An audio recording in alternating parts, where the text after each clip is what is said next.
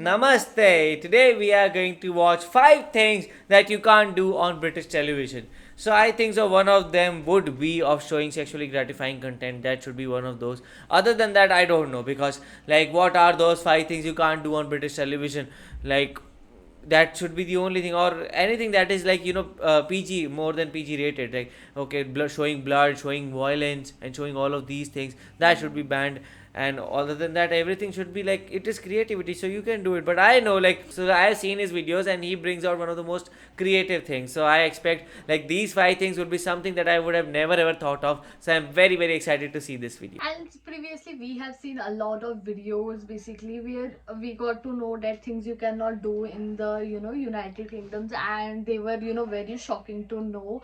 And today we are going to know the things which you cannot do on the TV. But yeah, as Param said, that it would be obviously as a action, you cannot, not action, violence, and second things would be pornography and all. You cannot put such kinds of things on the television, because we all know that TV, people of different age groups watch TV. That's the reason you cannot put everything on the TV. So that could be maybe listed in this list. So yeah, I'm so much excited to watch. Later we will talk about this. So yeah, let's watch the video. Let's see, what are those 5 things that Britishers can't do on television. So let's watch. I grew up in the age of linear television, when most people in Britain had a choice of only 4 or 5 channels, and when a lot of the nation watched the same shows at the same time. And when a medium has that much power, it gets regulated heavily. Some of those regulations are sensible, and some do sound a bit strange if you've never heard of them before. Oh, like, but sometimes happen anyway.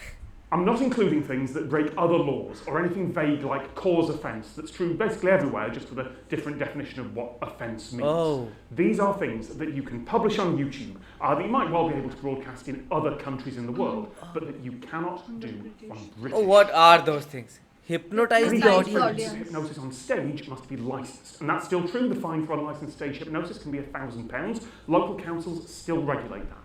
Because back in the 50s, that was a concern. Hypnosis was a bit scary, to the point where there was a glut of low-budget horror movies about hypnotic possession. So stage hypnosis was licensed, and television hypnosis was banned.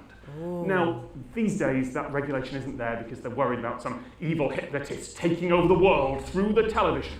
Although that was a plot point in terrifying 90s kids show The Demon Headmaster, although let's just say that child actors have got a bit better direction in the years since then.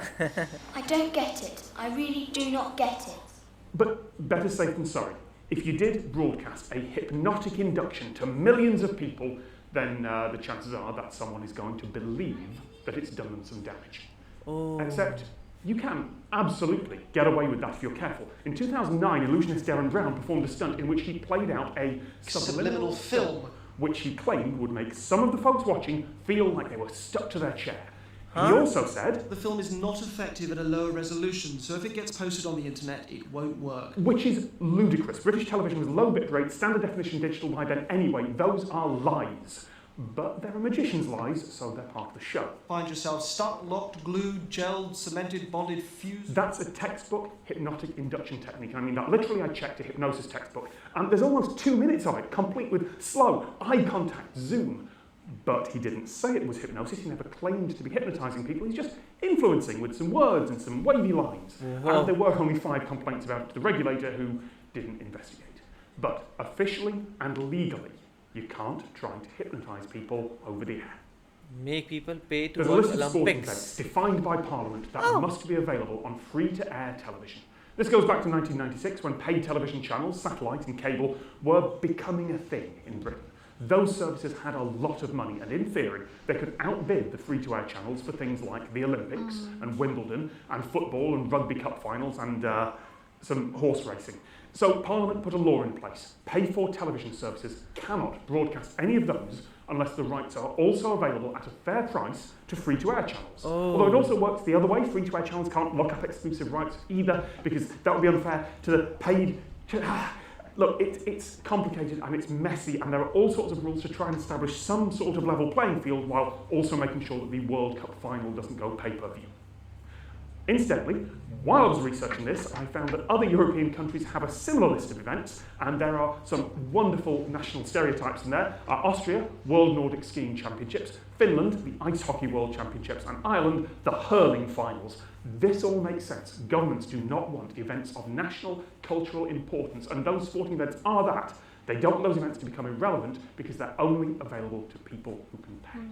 Wow, literal That's fake not in the news. modern sense of But fake who will news, judge although that? The regulations say reporting does have to be neutral over here as well, but fake news in the War of the Worlds radio broadcast sense. You can't risk someone flipping through channels only to land on your fictional news story and think there's been some disaster. Oh. You can see this in action in Crisis Command, a brilliant and ahead of its time show from 2004, where 3 people are asked to deal with a fictional crisis as if they were government ministers. The story plays out through fictional news broadcasts that use actual BBC reporters and actual BBC newsrooms. Britain is under attack. So, to get around the rule, the footage is always shown in context, never full screen. There's always someone else in frame or walking through the shot sometimes. And the same happens in drama shows. A news report about the end of the world must always be in context. Now, as far as I can tell, no one's tried to get around this lately. The last time I know of, or at least the last time something sort of like this happened, was the now legendary Ghost Watch. On Halloween night 1992, it pretended to be a live ghost investigation hosted by genuine, real-life trusted presenters, and of course, it goes wrong. Now, it was introduced in context. Screen 1 presents an unusual and sometimes disturbing film. But if you missed that context, well, it was a clever show. It knew how to use and misuse the medium, and it scared quite a lot of people, and it influenced a generation of writers and producers. Not technically news, though. Given the tabloid fury afterwards, no one's made anything similar since, although after nearly 30 years, we are probably about due for someone to try it. Broadcast There are without exceptions to subtitles? channels with low budgets Oh, and small wow. audience shares, That's and broadcasters who are good. just starting out. But even from That's day one, very as an good. absolute minimum, 10% of a channel's output has to have subtitles as an option. Once the channel's established, that goes up to 80%. Plus, 10% has to have optional audio description, 5% must have sign language, even if that's just added on a late-night repeat. Accessibility should be a right and a legal duty, and occasionally channels do get called out for forgetting that. This is very good. Controversial opinion, this should be true for YouTube as well. Yeah. Not for small channels just starting out, but I do think that if you have the sort of YouTube channel that spends, let's say, a decent amount of money or a decent amount of time on it, He also knows that this rant cut is it's like several $2 a minute minutes. maximum, or just a little bit of your time.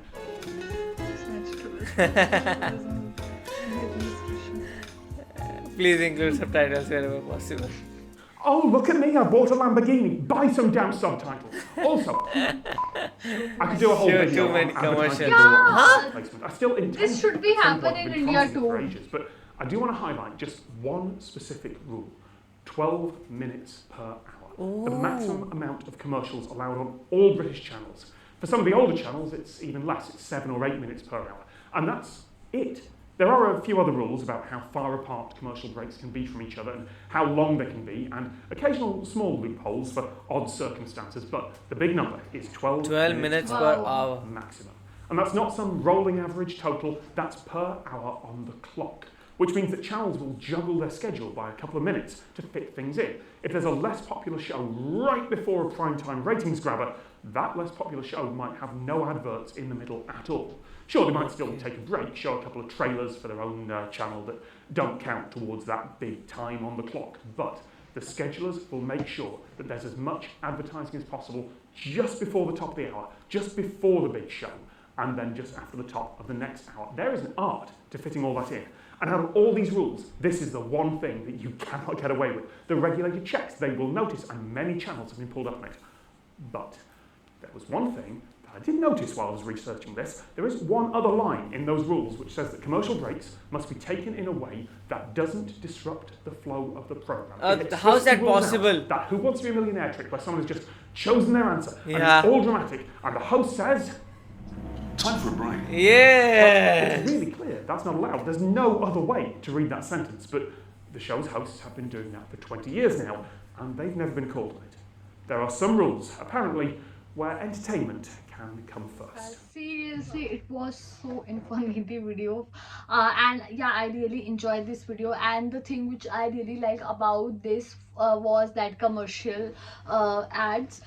Basically, in India, when you are watching, some TV show, then for example, if the TV show is just for the half hour, if the time of the TV show is for half hour, then the ads would be around, obviously the ads would be for 10 minutes, and the TV show would be for like 20 minutes. So I do felt it is the bad thing of the Indian show, and obviously for the Indians movie, when you watch it on the television, so it is the bad side of India televisions, which I don't like, because we get irritated so much by the commercials.